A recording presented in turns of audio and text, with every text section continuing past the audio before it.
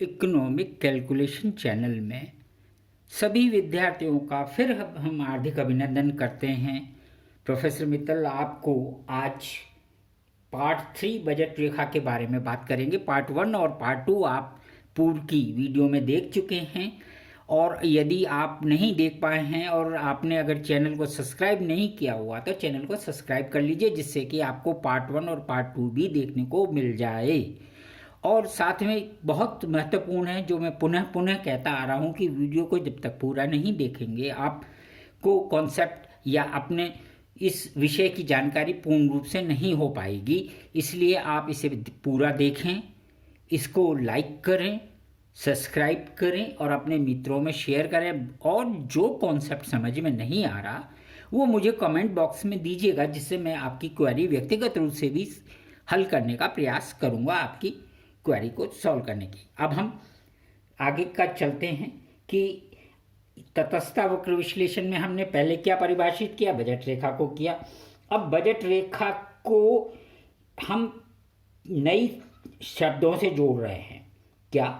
Shifting या स्थानांतरण, घूर्ण या रोटेशन, और विकुंचन यानी किंकिंग। ये 3 और शब्द आपके सामने आ रहे हैं।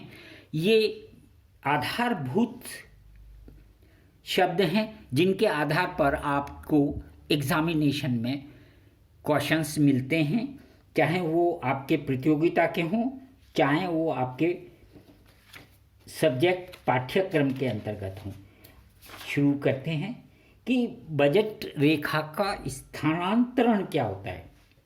शिफ्टिंग ऑफ बजट रेखा की अगर हम एग्जाम्पल वही लें जो हमने पहले लिया कि बजट रेखा की बाध्यता क्या है, 20x + 2y nought is equal to this 100।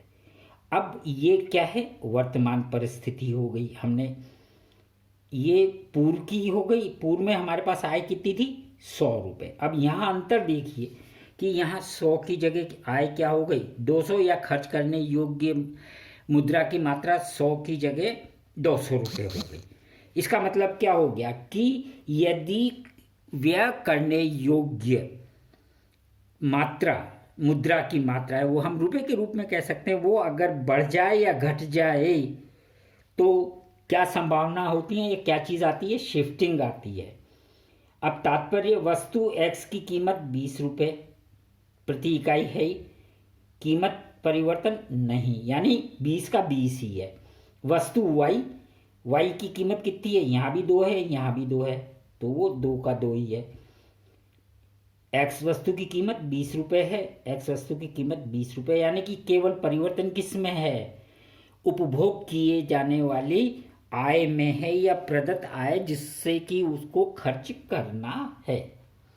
अब उपभोक्ता आय जो थी, उपभोक्ता की आय वो 100 और बाद में परिवर्तित कितनी हो गई, 200।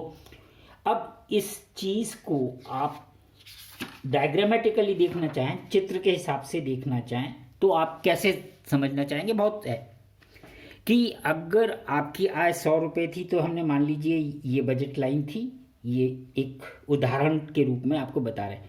अब आय बढ़ गई। आय बढ़ने का मतलब क्या है, ये मात्रा भी ज़्यादा खरीदी जा सकती है, x की मात्रा भी ज़्यादा खरीदी जा सकती है। तो अगर आय बढ़ेगी तो अगर केवल y खरीदें तो इसके बजाय इस बिंदु पे खरीद सकते हैं, केवल x खरीदें तो b की जगह b1 पे खरीद सकते हैं। इसका मतलब क्या हो गया, शिफ्ट, स्थानांतरण हो गया। और इसके उल्टा अगर ले लें कि अगर आय 100 के बजाय कम हो जाए तो भी ये यहाँ से अब कम मात्रा खर्च क्रय कर पाएंगे, तो क्या होगा, स्थानांतरण, ये भी स्थानांतरण। यानी बजट रेखा की सबसे इम्पॉर्टेंट बात समझिए, बजट रेखा के समानांतर दूसरी अगर रेखा आ रही है तो वो क्या कहलाता है बच्चों, शिफ्टिंग कहलाता है। यही मैंने यहाँ लिखा है, यदि आय 100 से 200 हो जाए तो A1 A B से कहाँ आ गए, A1 B1 पे आ गए।